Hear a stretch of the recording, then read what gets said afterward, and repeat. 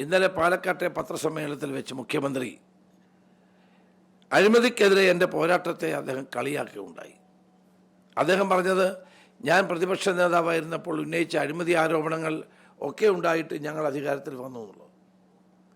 കഴിഞ്ഞ നിയമസഭാ തെരഞ്ഞെടുപ്പ് ഒരു കൺട്രോൾഡ് ഇലക്ഷനായിരുന്നു. കോവിഡിൻ്റെ പശ്ചാത്തലത്തിൽ ആളുകൾക്ക് ആനുകൂല്യങ്ങൾ വാരി വാരി കൊടുത്ത് 5 പേരിൽ കൂടുതൽ പുറത്തിറക്കാൻ കഴിയാത്ത ഒരു മഹാമാരിയുടെ പശ്ചാത്തലത്തിൽ നടന്ന തെരഞ്ഞെടുപ്പിൽ അവർ വിജയിച്ചു എന്നുള്ളത് സത്യമാണ്. അതിൻ്റെ പിന്നിലും CPM-ഉം BJP-യും തമ്മിലുള്ള കൂട്ടുകെട്ടുണ്ടായിരുന്നു. പക്ഷേ ഞാൻ ഉന്നയിച്ച അഴിമതി ആരോപണങ്ങളൊന്നും തെറ്റായിരുന്നില്ല. ഗവൺമെൻറ് ഞാൻ ഉന്നയിച്ച 7 അഴിമതി ആരോപണങ്ങളിൽ പിണറായി വിജയൻ തന്നെ U-ടേൺ അടിച്ചതാണ്. പിണറായി വിജയന് പുറകോട്ട് പോകേണ്ടി വന്നതാണ്. അത് അദ്ദേഹം മറന്നുപോയെന്ന് തോന്നുന്നു. ഇനി അദ്ദേഹത്തെ ഇത് ഓർമ്മപ്പെടുത്താൻ ഏതെങ്കിലും ഒരു PR ഏജൻസിയെ പ്രത്യേകം ചുമതലപ്പെടുത്തേണ്ടി വരും എന്നാണ് എനിക്ക് തോന്നുന്നത്. സ്പ്രിംഗ്ലർ ആണെങ്കിലും, ആഴക്കടൽ മത്സ്യബന്ധനമാണെങ്കിലും, പമ്പ മണൽക്കടത്താണെങ്കിലും, ഈ ബസ്സിൻ്റെ അഴിമതിയാണെങ്കിലും, അങ്ങനെ തുടർന്ന് 7 അഴിമതികൾ ഞാൻ മുന്നോട്ട് കൊണ്ടുവന്നു. 7 അഴിമതികളും ഞാൻ മുന്നോട്ട് കൊണ്ടുവന്ന രേഖകളുടെ അടിസ്ഥാനത്തിലായിരുന്നു. അല്ലാണ്ട് ഞാൻ രേഖകളുടെ പിൻബലമില്ലാതെ ഒരാരോപണവും ഞാൻ ഉന്നയിച്ചിട്ടില്ല. ഇന്ന് മുഖ്യമന്ത്രി ഇത് എന്നെ കളിയാക്കിക്കൊണ്ട് പറഞ്ഞപ്പോൾ അദ്ദേഹത്തിൻ്റെ പ്രിൻസിപ്പൽ സെക്രട്ടറി ആയിരുന്ന ശിവശങ്കരൻ പറഞ്ഞ ഒരു കാര്യം ഞാൻ ഓർക്കുകയാണ്. ടിഷ്യൂ പേപ്പർ കൊടുത്താലും അതിനകത്ത് ഒപ്പിടുന്ന ആളാണ് മുഖ്യമന്ത്രി എന്നാണ് ശിവശങ്കരൻ പറഞ്ഞത്. അപ്പോൾ ടിഷ്യൂ പേപ്പർ കൊടുത്താൽ പോലും അവിടെ ഒപ്പിടുന്ന ഒരു മുഖ്യമന്ത്രി ആണ് കേരളത്തിലുള്ളത് എന്ന് പറഞ്ഞ് ഞാനല്ല, ശിവശങ്കരൻ പറഞ്ഞ കാര്യമാണ്.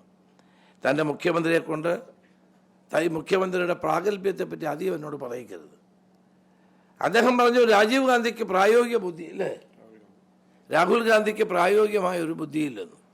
ഒരു പ്രായോഗിക ബുദ്ധിയുള്ള ഒരാൾ വന്നിരിക്കുകയാണ്. ഈ മുഖ്യമന്ത്രി കാണിച്ച മണ്ടത്തരത്തിന് അപ്പുറത്തേക്ക് ഒരാളും ഒരു ഭരണാധികാരിയും കേരളത്തിൽ അത്തരം കാര്യങ്ങൾ ചെയ്തിട്ടില്ല. എന്നെക്കൊണ്ട് അതൊന്നും പറയിക്കരുത്. ഞാൻ ഉന്നയിച്ച ആരോപണം എന്ന് പറഞ്ഞാൽ സഹകരണ വകുപ്പിലെ ടെൻഡർ അഴിമതിയെ സംബന്ധിച്ചാണ്. കേരളത്തിലെ 4415 സഹകരണ സംഘങ്ങൾക്ക് സോഫ്റ്റ്വെയർ നൽകാൻ വേണ്ടിയിട്ടുള്ള ഒരു ടെൻഡറുമായി ബന്ധപ്പെട്ട അഴിമതിയാണ് ഞാൻ അതിൽ ഉറച്ചു നിൽക്കുന്നു. ഇന്നലെയാണ് ബഹുമാനപ്പെട്ട ഹൈക്കോടതി അതിൻ്റെ നടപടിക്രമങ്ങൾ മുഴുവൻ സ്റ്റേ ചെയ്തു. അപ്പോൾ ഞാൻ പറഞ്ഞതിൽ കാര്യമുണ്ട് എന്ന് ഹൈക്കോടതിക്ക് ബോധ്യപ്പെട്ടുകൊണ്ടല്ലേ ഹൈക്കോടതി ഇപ്പോൾ സ്റ്റേ ചെയ്തത്. മുഖ്യമന്ത്രി പറഞ്ഞത് ടെൻഡറിൽ TCS പിന്മാറിയതാണ്, ടാറ്റ കൺസൾട്ടൻസി പിന്മാറിയെന്നാണ് പറഞ്ഞത്. സഹകരണ മന്ത്രി പറയുന്നു ഏക ടെൻഡർ ആയതുകൊണ്ടാണ് രണ്ടാമത് ടെൻഡർ ചെയ്യേണ്ടി വരുന്നത്. ആര് പറയുന്നതാണ് സത്യം? മുഖ്യമന്ത്രി പറയുന്നത് TCS എന്ന് പറയുന്ന കമ്പനി സ്വയം പിന്മാറി, അതുകൊണ്ട് ഞങ്ങൾ രണ്ടാമത് ടെൻഡർ വിളിച്ചു. സഹകരണ മന്ത്രി പറയുന്നത് സിംഗിൾ ടെൻഡർ ആയിരുന്നത് കൊണ്ട് രണ്ടാമത് ടെൻഡർ ചെയ്യേണ്ടി വന്നു. ഇതാര് പറയുന്നതാണ് സത്യം?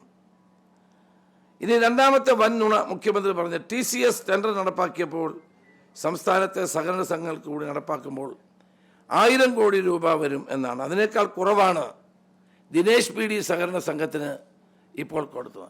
ദിനേശ് PD സഹകരണ സംഘത്തിന് സോഫ്റ്റ്വെയറുമായിട്ട് എന്ത് ബന്ധമാണ്? എനിക്ക് മനസ്സിലാവുന്നില്ല. ഈ CPM-ന് ബന്ധമുള്ള അല്ലെങ്കിൽ അടുപ്പമുള്ള ഒരു സഹകരണ സംഘമാണ് ദിനേശ് PD സഹകരണ സംഘം. അവർ തൊട്ടടുത്ത് ആരെ കൂട്ടി ഒരു കൺസോർഷ്യം ഉണ്ടാക്കിയാണ് ഈ ടെൻഡർ കൊടുത്തത്. അവർക്ക് ഇതുമായിട്ട് എന്ത് ബന്ധമാണ്? പുലബന്ധം പോലുമില്ല.